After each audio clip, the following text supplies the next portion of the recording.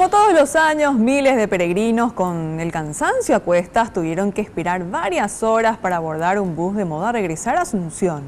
Varios pasajeros denunciaron el famoso redondeo a 5.000 guaraníes de los choferes al momento de cobrarles el boleto.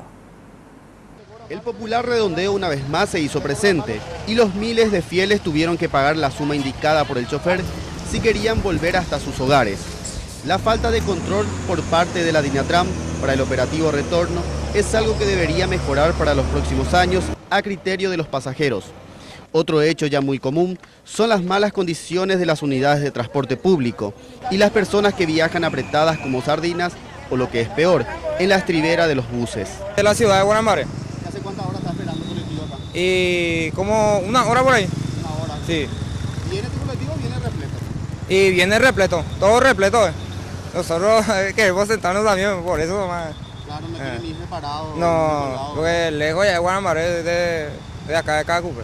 Por ejemplo, de hace rato cuando subimos de Guanamare a Pacaraí nos cobra 5.000 guaraníes. Que no era el precio que estaba estipulado. No, porque yo vi la tarifa de los pasajes que es 3.100 nomás hasta Pacaraí. Correcto. ¿Y qué tal la caminata? Sí, muy bien, sí. Sí, caminé muy bien, sí.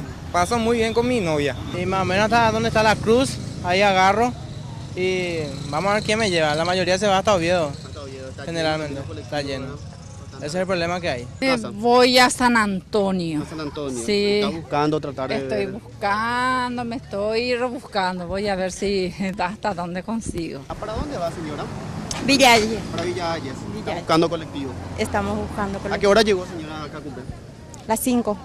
Según un informe de la terminal de ómnibus de Asunción, más de 300.000 personas pasaron desde el inicio del novenario de la Virgen de Cacupe.